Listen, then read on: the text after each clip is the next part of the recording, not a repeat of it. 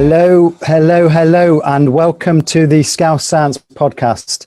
My name is Professor Tom Solomon. I'm at the University of Liverpool, where I'm Professor of Neurology and Director of the UK's Emerging Infections Research Unit.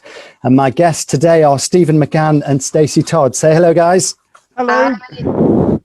Good to see you both. Thank you very much for joining. First of all, a little bit of housekeeping. We have lots of people watching us today via Zoom and lots watching us via Facebook. And people can send messages on the Zoom chat function or the Facebook chat function. And to check it's working, we like people to do that now, right at the start of the podcast. So please send us a message and tell us where you're listening from, and also whether you're a first timer or you're a repeat offender. And then also, what I'd like people to put in the messages is tell us what you're doing to stay positive at this very difficult time. We've had such a bumpy ride. Things were looking good and then they're not looking so good again. So please send us a message. Tell us what you're doing to stay positive, and we'll tell you what we're doing to stay positive. And my friend Holly Ellis, who is a real Scouse scientist, will be joining us a little bit later on to tell us what people are saying. And I can see already my sister Penelope's there. We were talking about family members. My sister Penelope, who used to do some acting. There's a special wave from Stephen for Penelope. Good to see you, Pel. Thank you for joining. She's one of more than 40,000 viewers and listeners that we have for the podcast. So you can also tweet directly, hashtag Scouse Science Podcast. And this is our 7th Scouse Science Podcast. And if you want to catch up on some of the others, we've had Jane Garvey, Frank Cottrell Boyce, Andy Burnham. Then you can go to your usual podcast supplier and search there for Scouse Science Podcast. And please, whilst you're there, please rate and review and subscribe. And that will help boost our numbers. Now then, why do we do this Scouse Science Podcast? Well, I spend quite a bit of time talking about science on BBC TV, radio, and it's always a little bit rushed when you have the experts on. And we realized that there was an appetite for us to spend a little bit longer thinking about the science that's happening and discussing it in a more relaxed fashion. And so we've been getting together with some of our leading Liverpool scientists. And then because we want to think about the wider impact of the pandemic, we also get somebody along who's not a scientist, who helps us keep it grounded. And so today our scientist is Stacy Todd, and our non-scientist to help us keep it grounded is Stephen McGann. Now, Stephen, you're not a scientist, but you are a doctor, of course, of sorts, because Stephen is Dr. Patrick Turner on Call the Midwife, and he's been an actor for many, many years. He's from Merseyside originally, one of 5 children. His 3 brothers are also actors. We may come back to that a bit later on. And he went into acting more or less from school. I think Yakety Yak was one of his earliest performances. But most recently, and since 2012 or so, he's been Dr. Patrick Turner on Call the Midwife. And he also is very interested in family history and wrote a fantastic book called Flesh and Blood, which I had the pleasure of reading over the Christmas period. And he has an MA in science communication. So in many ways, Stephen, you're the perfect guest for this podcast. So welcome. Thank you and welcome. It's such an honor. It's such an honor to do this. And as you say, to be also, one of Britain's pretend doctors, to actually be representing sort of that side of the wider public nature of what you people do for real is an interesting situation, and it's a pleasure. And you had a very busy Christmas, I noticed. You were delivering babies left, right and centre. Yes. On Christmas Day. Absolutely. People come up to me genuinely and they say, oh, after all these years, you must be able to deliver a baby. And I always say the same thing, please don't ever make me do this. Don't ever make me do proper medicine. I'm terrible. Our midwife advisor and our medical advisor on the program actually says, Steve, why don't you remember anything? Why don't you? I said, because I have an expert here to tell me. So every time they have to remind you how to get the forceps on and pull the baby out, do they? Always, absolutely. I think I've just about got the idea of forceps now, because I use salad servers at home on a teddy bear. You think I joke, but I'm not.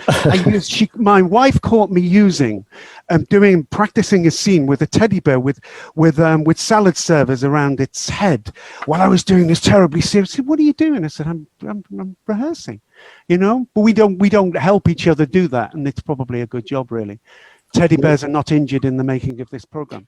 Now, Stacy, I'm guessing you delivered babies at some stage in your training. I did. Stacy Todd is now a consultant in infectious diseases. She's the research lead for the Tropical and Infectious Diseases Unit at the Royal Liverpool University Hospital here in Liverpool. And she first came to Liverpool in 2006, which is, I think, when I met you, Stacy. Yeah. And one of the advantages and fun things of this podcast, with Stephen, I had a whole book to read so I could find out all about him. With Stacey, I got a few notes and learnt things I didn't know. For example, that you spent time as an engineer in Aberdeen in the oil industry. How long were you doing that for? So I did that when I left school. I did that for almost 18 months. I left school at just after my hires in sort of at 16. And although I'd fancied going into medicine, the school had suggested people from this type of area don't really become doctors. Perhaps you should go into the oil industry. I was quite biddable, so I was all right, okay then. Yeah. So off I went and I enjoyed it. It was very interesting. Did lots of interesting work programming computers for offshore, but it came back to it that actually I did get the grades and I thought I can do this, but I think I might prefer medicine more. And I do. So It's been great. And that's been our benefit because you're now leading the research at the Tropical Infectious Diseases Unit. Previously, you went to Malawi and worked on rotavirus vaccines there. Yep.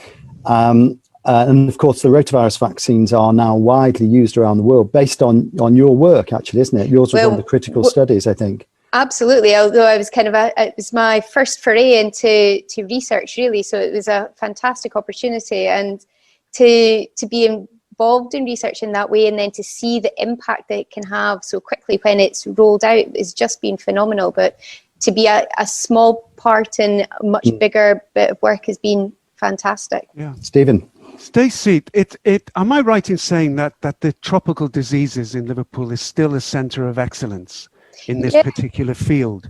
And we were very proud, and just to add a little aside, that because Heidi, who writes the programme, who I'm married to, writes Call the Midwife, is also a Liverpool native, we did include the Liverpool School of Tropical Medicine in one of our stories earlier on, where one of our characters makes a journey all the way from the East End up to Liverpool to find something out.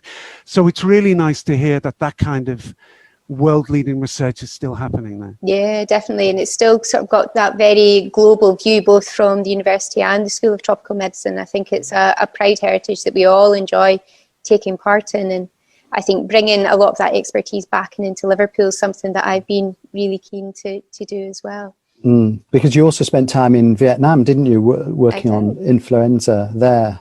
Yeah, and sort of trying to understand flu transmission and working with mathematical modelers, which felt niche at the time when I did it, but now everyone does. Everyone thinks they're a bit of a modeler, so it's fine. So my skills are redundant.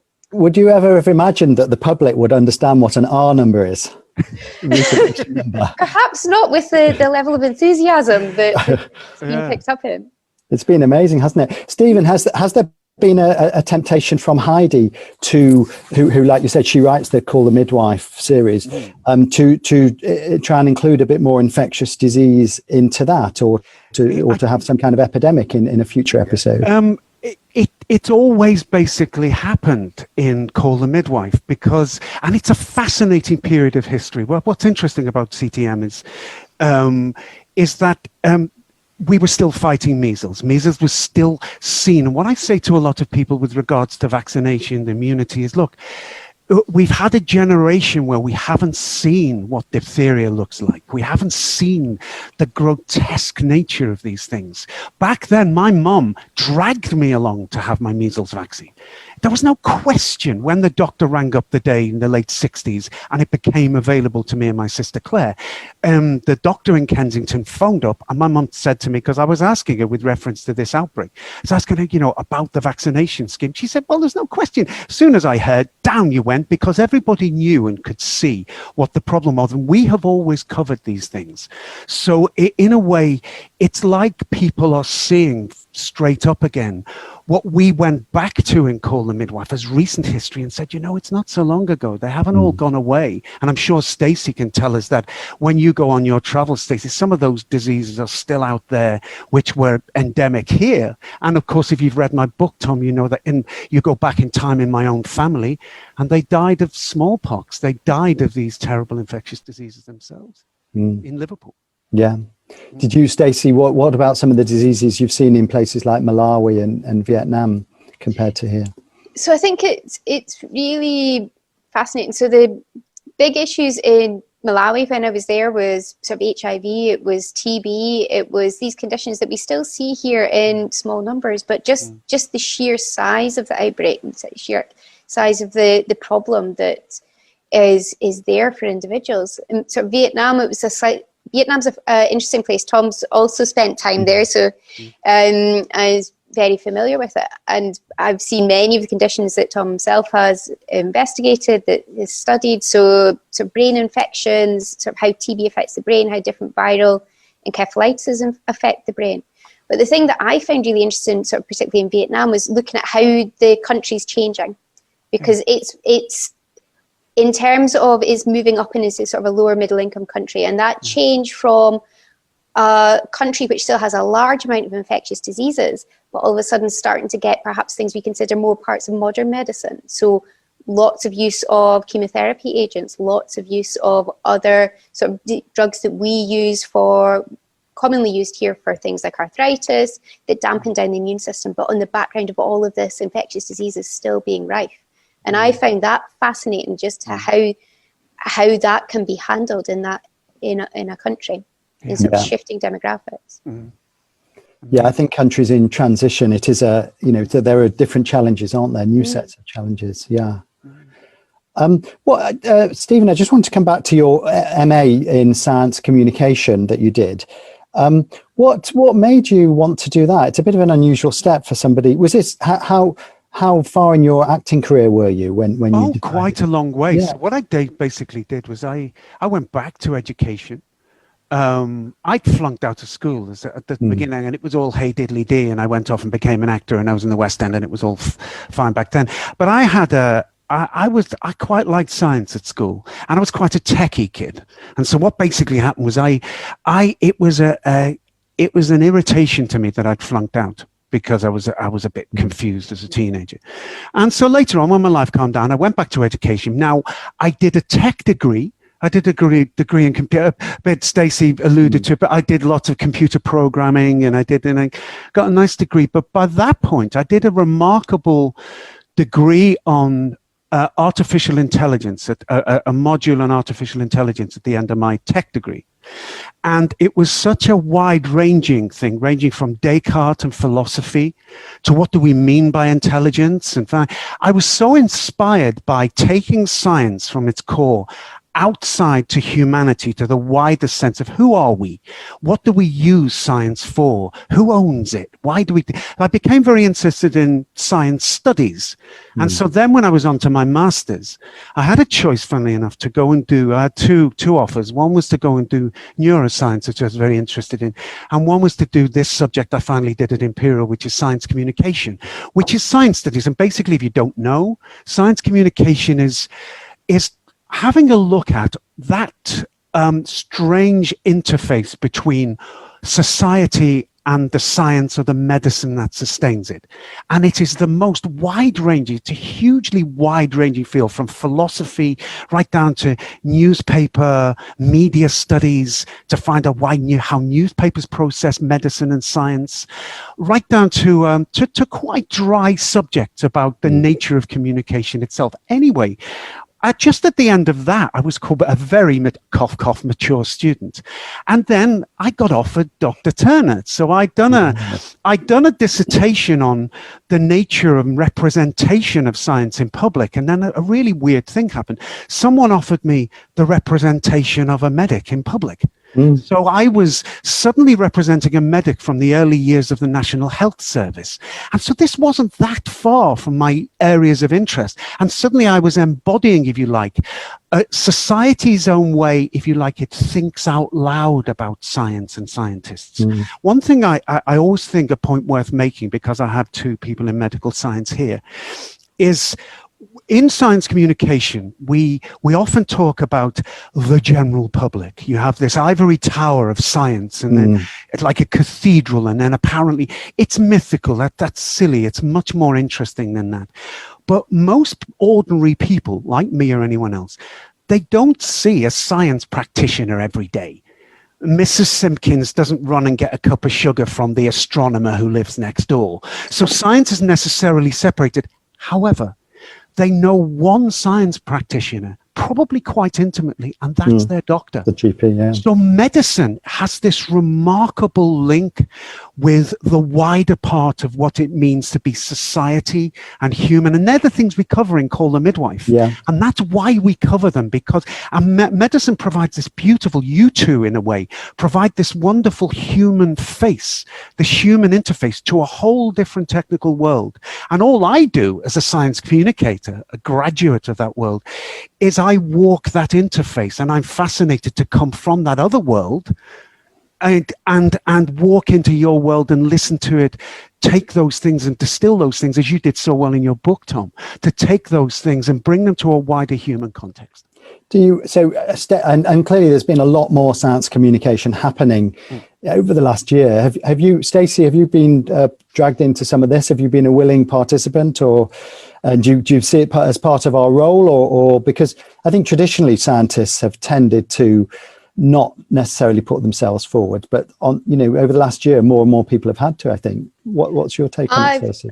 So my take on it, I think, is really important. And actually, I think some of we've got these two roles. There's what we as professionals sometimes think about as science communications, things like this, things like when we go in the media. But actually, every single patient interaction actually is a kind of period of science communication. And we've got that opportunity, I think, to speak to, patients, to speak to their relatives, to try and have that discourse about what we think is going on, and trying to help to bridge some of that gap. But I've not been pulled into it, not necessarily because I didn't want to, but just because I tend to find it, and you can probably say better than me, Tom, that it's often at quite, difficult times. Yeah. It's first thing in the morning, it's at tea time, and I've got two young kids. My husband's also a doctor who's working hard shifts, and realistically, it's always a terrible time, but two, you have to be a terrible show off and offer yourself on these opportunities, and then if you say anything half sensible that people can vaguely understand, then you do seem to get dragged back again and again. I like this one because it was at lunchtime. Yeah. Indeed. It suited me well. Can I just pop in on your both behalves again? You communicate incredibly well, and often we get, as the public, because I am a part like you are of that great mass of the public, we get an awful lot from the humanity of a podcast like this, and we can never be reminded enough that real people have real children really at home, who laugh and who joke and who do these other things, and who still go into the wards and who still do these wonderful things. You can never show that enough. A very, very quick thing is when GPs approach me. I love it when professionals approach me about the show, but when GPs approach me, they don't talk about the procedure.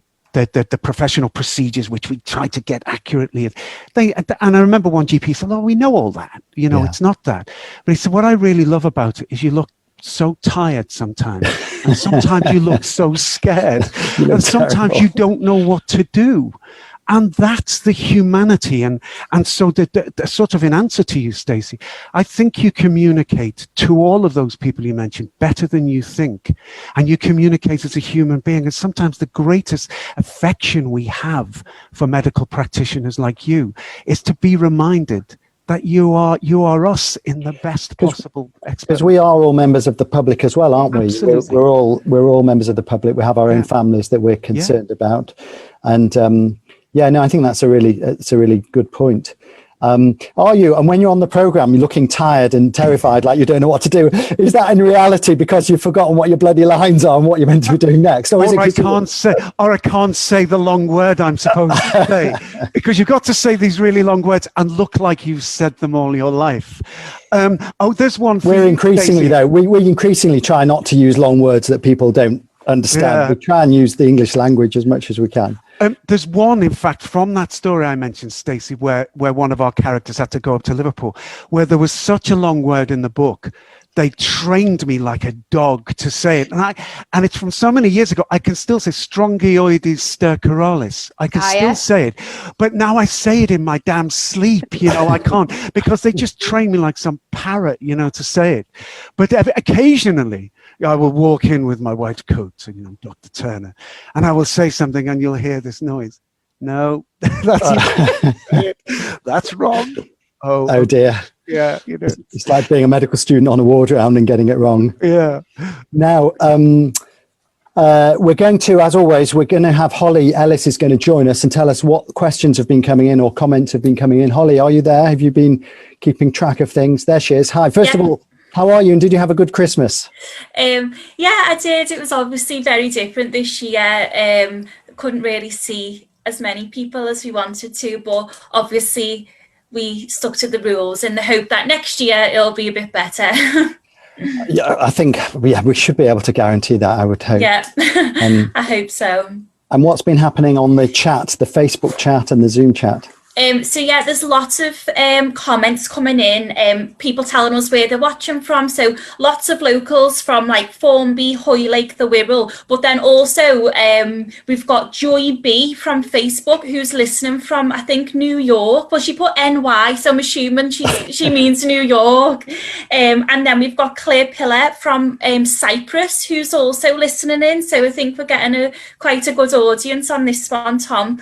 And then we've got a question from Will Reed on Zoom who says, you've been talking about Vietnam, which has reported low COVID infection numbers. Some other emerging countries, as well as China, have also reported low numbers of infection. What are we to believe? It's good. That's a good question. Stacey, what's your take on what's happening in parts of Asia and the low numbers? So I think, as you rightly allude to, Tom, it's not just Vietnam and China. Actually, many countries across sort of Asia, Southeast Asia, have recorded exceptionally low numbers. And I think to an extent, there's a lot of that is about preparedness. They're countries who were particularly badly affected by SARS in the early 2000s and whose healthcare system had already lived through a sort of deadly coronavirus outbreak. And I think they were just a bit better prepared for it and were more willing to shut things down quickly and early and have been aiming for 0 cases and minimal cases. But it's a challenge. Speaking to people who've been out there, it's not always easy to live in that situation. I think when you become sick, it can be challenging. But you see the benefit in terms of the numbers that are recorded. And there's other countries as well, not just Southeast Asia. Obviously, the New Zealand similar models. Yeah, Australia as well have done a similar had a similar approach. I do think. I mean, one thing I've not really heard talked about, but there'll be endless postmortems. But I think one thing that will come up is this question of a strategic decision, whether we made the right decision in the summer. Once we got the outbreak under control, that would have been the point where we could have said, right, we're going to go for 0 cases like some of these Asian countries. We're going to keep tracing, keep tracking, keep all the restrictions until we've got it completely under control. And we didn't do that. We did this eat out to help out thing, which certainly helped the virus out. That for me is a big difference in the mindset, because countries that have gone for eradication and then complete control have subsequently had much less disease and their economies have done much better. Mm-hmm. Holly, any other questions or comments? People do please send us questions, any other questions or thoughts you have. I can see we've got someone from Australia who says it's amazing having Calling the Midwife actor Stephen McGann on. Amazing, with a big smiley. Yeah, lots of people very happy to see Stephen here, and just a few people telling us what they've been up to during lockdown to keep positive. I actually had a question for Stephen myself, but because I was really interested in all your thoughts about science communication, because that's obviously what I'm interested in as well. Oh, cool. And I was going to ask you about, do you think that the people's interest and involvement in science communication will change because of COVID? So do you feel that people are going to be more interested in the science, or do you think they're going to be like, I've had enough of that now, we're not interested anymore? I think, brilliant question, Holly. I think they will be. I think I can smile wryly and say the amount of dissertations now with COVID and all the aspects of COVID, what you've seen is a worldwide pandemic, which you haven't seen for generations. And so it's being attacked in all countries in the world at all levels of society by, to analogize, by the same enemy pretty much at the same time. There's no human antagonist per se, besides what certain politicians like to claim. There's no human enemy here, but there's this thing, and I think psychologically and in a wider cultural sense, I think COVID has had this effect of every tiny aspect of our relationships, down to our relationship with our children, going out, doing this, shopping, getting ill. It's had such an effect that the science saving us, as it seems to be the only cavalry member left who's going to come along and do anything for us at the moment, having just listened to the ideas about, Britain failing in the summer to reintroduce hard measures. We're really now relying on science, and I made the point more than once that, isn't it funny how everybody's concentrated now on some of these details of what our numbers are. And I put our numbers in my own book a year or two before they became common knowledge. And I'd noted the same thing. I said, wow. And that's science communication. That's a natural, almost an organic thing that's come out of the press that's related to the way people are now thinking. Very quickly, just to finish on this, is I've always believed that when our society at wide, in the science communication sense, we think out loud in our culture about the things that matter to us, that scare us, that excite us, and we've always thought about science. If you look in our newspapers, science has always been all over our newspapers, and medical science. That actually what we do is we mash it up in our dramas like Call the Midwife. We even mess it up in some tabloid articles, but it's there all the time because as a society, we're always thinking out loud about this thing, always. And that's why science communication is so relevant to who we are. Yeah. Thank you. We're going to let Holly go and keep an eye on the messages coming in, and we'll chat to her a little bit later on. One thing I wanted to come back to was about opportunity. Stacey, you said that where you were up in Aberdeen, they said something like places where we come from or where I come from, people don't do medicine.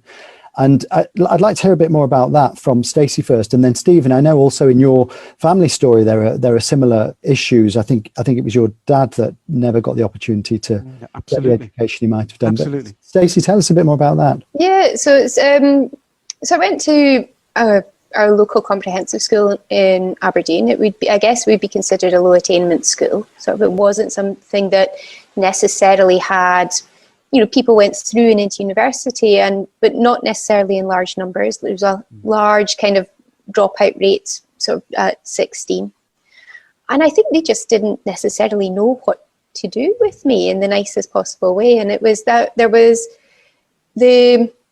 it wasn't everyone in the school, I would say, but it's the typical careers guidance, isn't it? Everyone's got a story about the guidance teacher who tells them they can't do this and woohoo, and then they did it anyway.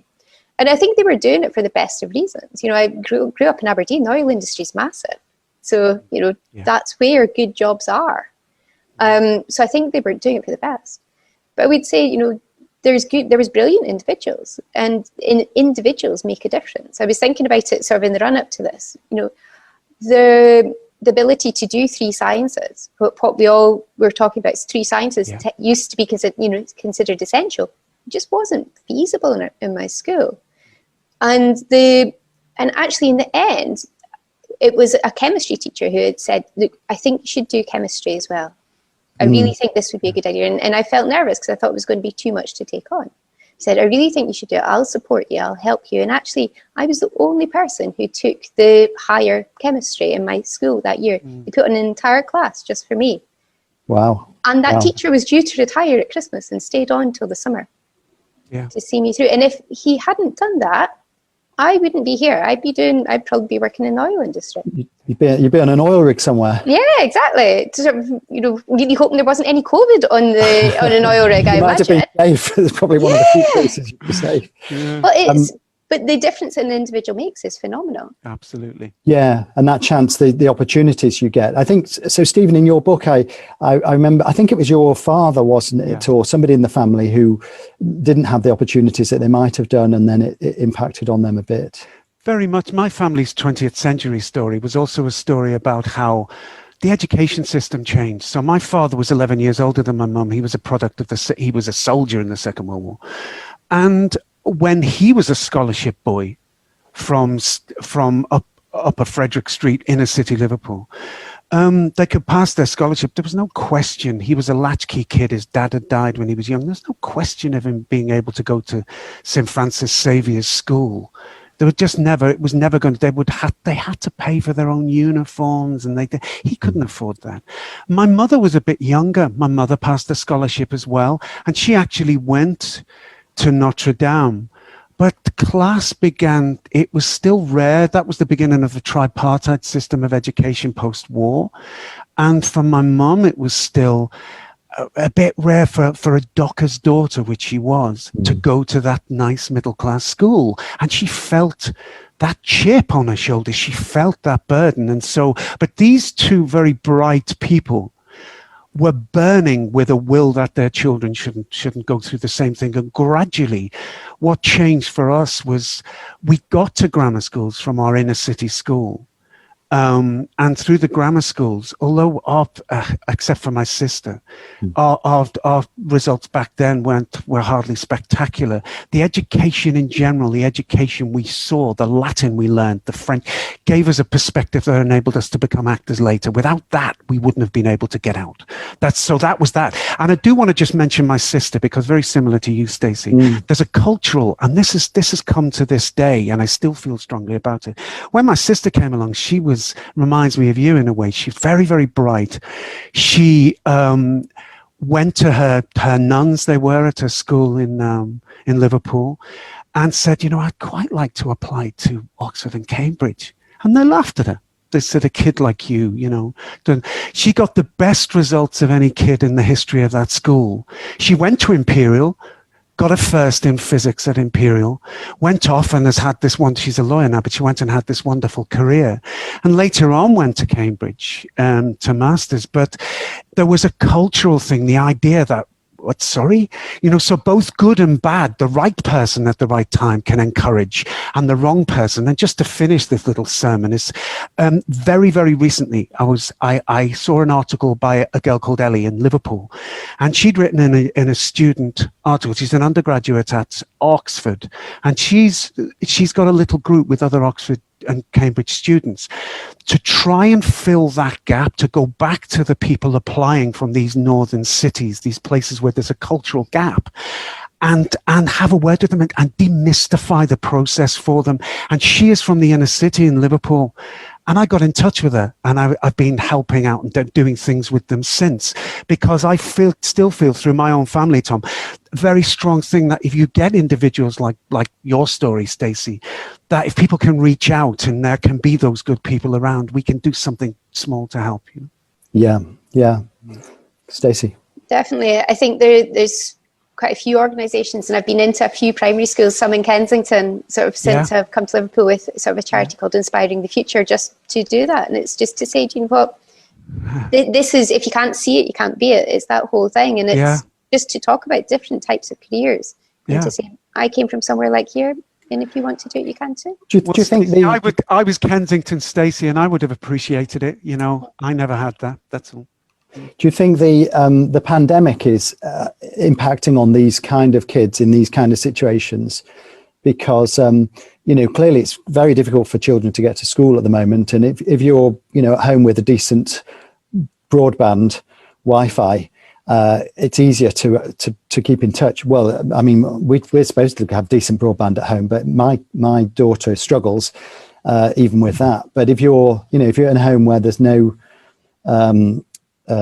you don't have the technology, maybe no laptops or iPads, you're really struggling at the moment, aren't you? And potentially this is going to impact on a generation of children, isn't it? Yeah, absolutely. Definitely. It's chaotic. Home life is chaotic. My mum was a nursery teacher, and she was a nursery teacher, Stacey, actually in a near Kensington school at one point. And that's where she did a lot of her work. And the one thing, just to answer Tom's point, the one thing that comes through to me, and from my own working class background, when I was particularly in a junior school, is those situations, those households on the edge, they're chaotic. They're absolutely chaotic households. They're not just crowded, they can live in terrible conditions. And when you're in poverty, poverty is not only, it's depressing. What people don't take. And, you know, when people get to feel depressed themselves, they go, oh, how could I not get out of bed? How could I not? Because that's what depression does. So if you imagine depression on steroids because you're on the poverty line and these network conditions, then you've got a kid trying to work supposedly on a laptop or on a computer to do these things. Some people might be going out to do the only work they can do to keep their heads above water. But the atmosphere in this house is just chaotic a lot of the time. And my mum would say, when these kids used to come to my nursery, you just want to get them out of chaos for a few hours, because that's often what it would be like. And so you can't really have the same, even if you gave them broadband, there's more to the story than that, you know? Yeah, definitely. Now we must, let's just talk a little bit about the vaccines before we get Holly back in. And I can see there's been some interesting comments and discussion, but Stacey, how have you had yours yet as a healthcare worker? I have. I've had my first dose, so that's good. Reassuring. Good for you. And you? Well, I haven't, but that's partly because I got the virus over the Christmas holiday period, unfortunately. And I was lucky it wasn't too bad. But now that I've had it, I think I'll probably wait a month or so before I get the vaccine, because I'll get a better immune response. And have you, Stacey, come across much sort of anti-vaccine sentiment, or are you happy that most people, enough people are going to get vaccinated? I think the vast majority of people know the importance of vaccines, but I think there's a difference between sort of an anti-vaccine and I think a nervousness that a lot of people come about, even when they know that they're going to get it and they know that it's important. It comes back to that idea of science communications, isn't it? About that nervousness. And the things do have side effects, but the point, and to say that they don't would be untrue. But it's the same as with the measles vaccine. People forget how bad the disease is because the vaccine works so well, so you only see the side effects of the vaccine. So the nervousness is okay, but I think the need to have it, most people I come across know that they want it, they want to get it.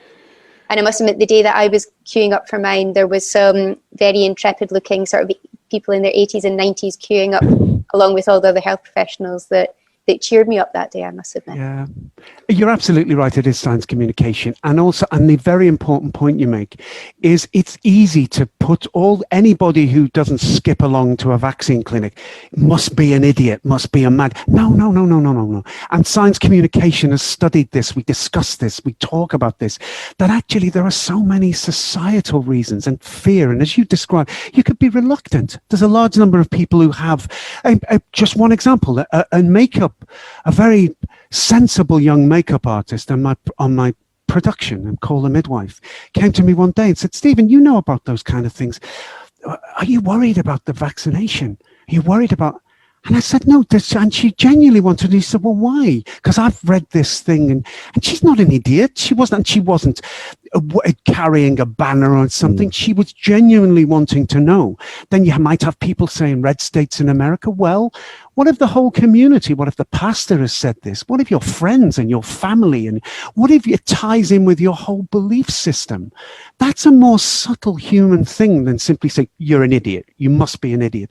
And it's for science communication and for enlightened science to unpick those things and to address them. I think that's right. Yeah, absolutely. It's all about the benefit, weighing the benefit and the risk, isn't it? And there's another one, risk communication is important. Yeah, the benefits are massively outweighing the risk. So now, Holly, are you there? Do you want to join us again and tell us what's been happening in the chat? I've seen quite a lot. Go on. Yeah, hi everyone. So there was a lot of comments about widening participation and things like that, and I wanted to pick up on what Stacey said about if you can't see it, you can't be it, and obviously that's what I've tried to do with mine, because a similar situation to Stephen, whereas from a state school and went to Oxford, and now that's what I'm trying to do as well, to get kids involved. And there's a lot of comments about things like that, and then some practical comments. So Vicky Ashworth from Facebook is asking, will we require yearly vaccinations? And then another practical question about the vaccine from Jan Moretta on Zoom, who said you have to have the flu vaccine before you have the COVID vaccine. Let's have some responses to those then. Stacey, do you want to answer that? Do you think we're going to need COVID vaccines? Possibly. I don't think the answer is certain at the moment. We're still, let's face it, so this time last year we were only just starting to hear about this virus. So the fact that we've got a vaccine that works, I think our understanding of how long the protection will last will come over the next few months, and that's going to be the thing that will tell us about whether we need boosters or not, or subsequent ones. But realistically, it is probably more likely to be something like the flu, where repeat vaccination will be needed. Thank you. And in response to the question about flu first, no, you don't have to have your flu vaccine first. You can have your flu vaccine at any time. It's another good vaccine to get, though. Absolutely, but you do need to they're not recommended taking them too close together. Yeah. So you need to have a... Yeah, that's great. Thank you. And then Alessandro from Facebook has another question about the vaccine. Should people who are vaccinated go back to normal life? I guess that means, can they be a bit, don't have to follow the restrictions as much? No, I think it's clear that people do need to keep following the restrictions. Firstly, as soon as you're vaccinated, the effects don't kick in for a few weeks. But secondly, even when they do kick in, the vaccine will hopefully stop you getting sick, but you can still pass the virus on in terms of having it on your hands or face. We don't know whether the vaccine actually affects whether you can carry the virus and pass it on. So we do need people to continue to adopt the same measures. I would say, Stacey, would you? Yeah, I would completely agree with that. Yeah. Do you want some more questions? Go on. Yeah, let's, because there's good ones. Keep squeezing. Okay. So Magdalena from Facebook says, how will COVID affect CLL in remission or during chemotherapy? So there's a couple of questions here about, like cancer patients and stuff like that, and how they're going to be affected by COVID. I can take that if you like. Yeah, please do. Quite specific and technical. I'll let you have that one. I was going to say, these are very specific, and I think definitely these are things to discuss with your own doctor. I think in general, our understanding about how COVID's affecting individuals whose immune system might not be working so well, such as those with cancers, is that's why we're advising people to shield. That's why we're advising individuals to protect themselves, because we know that for other infections, other viruses, that it tends to affect them more, might affect them for longer. So it's really trying to protect those individuals for as much as we can. I can see somebody was asking earlier about my Auntie Judy, who usually makes an appearance on these calls. And she's posted a message saying, Auntie Judy and Uncle Peter have both had their 2 vaccines and are so grateful to the scientists and the doctors. Yay. Good to hear that Auntie Judy is well. We've talked a little bit about families and family connections. Stacey, your husband, I think you said, works. He's a medic as well, isn't he? He is, yeah. So he works in acute medicine. So very much the front door end of things in the hospital, so the bit just after ED. So they're seeing a lot of it as it comes in through the front, and sort of where we are now compared to where we were, I guess, in wave 1 and wave 2, is that we've got all the usual winter pressures here as well. Yeah. And so, we do really, I guess everybody, we would hope everyone listening to this podcast would follow the rules in terms of absolutely isolating, etc. And then also, Stephen, you mentioned earlier about the Call the Midwife job, and you said just after you'd done your MA, you were offered the job. And now I wondered, of course, it's your wife, Heidi, the person that writes it. What I want to know is, did she write this specifically to get you out of the house? Were you under her feet and she thought, for God's sake, let's create a series that'll get him out of the kitchen? In a way, it brought me back into the house. I'll tell you exactly what happened. I was still doing my dissertation. I was at Imperial and I was in West London, it's South Kensington. And I get a call this day. I haven't worked with my wife. The last time I'd worked with my wife was the Liverpool Playhouse in the middle of the 1980s. That was the last time I'd ever worked. We'd always kept it separate and gone on, had a wonderful time. She is a writer, me as an actor. Then one day, I'm actually in the middle of this degree, and I get a call, and she goes, hello. I said, I didn't expect a call. Walking out of the university, she said, you know this part of this doctor I'm doing? I said, yeah, well, haven't you cast that? Because she'd had casting sessions. And she said, no. And then I began to smell a rat as I'm walking along. She's going, well, no. But I said, so what? She said, well, me and the producer, Pip, I wondered if you might want to come in and... I said, Heidi, I'm at university. And she had this plan. Long story short, she said, look, I think you'd be right. And the unflattering truth of it was, anybody who watches the series knows his part was really small in series 1. Nobody thought they'd do more than 6 episodes. And basically what my wife was saying to me, look, they want someone with experience, but the part's too small. They can't get them. So you at university, you've got experience, but you might come in and read for the part. So if you come in and read for the part and do the doctor, what we'll do is we'll work around you while you're still doing the university course. And actually, the funny trivia is the first 2 series of Call the Midwife, I was still a university student for the first 2 series. That's how I got on it. But what then happened gobsmacked all of us, because it was supposed to be this little 6-parter, which was keeping my hand in. And of course, 10 years later, I'm still here, because that's life. You know, that's what actually happened. It's been incredible, hasn't it? And I think every Christmas, it's still, since 2012, you've done Christmas Day every year, which is amazing. I was trying to actually, we're going to have to finish in a second, but I was looking out, because we chatted towards the end of last year, and I knew you were making the Christmas program. And you were having to make it under COVID restrictions. And I was watching the program really carefully, trying to work out. And, you know, quite a lot of the shots, people seem to be further away than they might have been. How did it impact on the program, and how has it impacted on this? We're still filming it now because we're delayed. So we're filming. It does basically very quickly. You sort of go in, and what actors do with film is they rehearse it and then record it straight away. So you go in, you've got, say, a scene where you're going into a patient. So doctor comes sweeping into the room. You touch the patient, you do the examinations, you go, no, and then the director cries cut, and you go, okay, the COVID advisor comes in and says, right, you can't do this, you can't do that, you've got to be 2 meters away, you've got to work. And so then the whole dynamic of scenes change. And there are lots of tricks, basically. It's fine. There are always camera tricks. Even in normal years, we do lots of camera trickery. So we continue to do camera trickery. And it's only when I think we told everybody we were obviously filming under restrictions that people started to say, ooh, I can see they're standing far apart. It's not even we don't think there's that much difference, actually. No. And the longer it goes on, the more, like everybody else out there, the more we learn our way around solving the problems of COVID. Yeah. And in fact, I don't know if you found this, but watching other films or programs that were recorded before this last year, you find you're seeing people together or giving someone a hug, and you kind of go, oh, it's kind of weird watching normal social behaviors, isn't it? Yeah. I just hope, hope eventually we'll be able to get back to normal social behaviors in the future. Absolutely. You know, we haven't got time for one question for me to ask you both, scientists. Go ahead. And it's a positive one. We've heard all about the problems, but very quickly, for me, it's one of those wartime situations like building aircraft in World War II. They've thrown billions at this particular area of medical science over the last year. And I know through my studies of science communication that when you give pure research and concentrate and give lots of unlimited funds in areas of medical science like this, often good things can come left of field from the work you've been doing in the last year on these things. You too, are there any areas of medicine you think might be beneficially impacted, even indirectly, by some of the very detailed work done on some of these vaccinations and on COVID itself? That's a really good question. Thanks.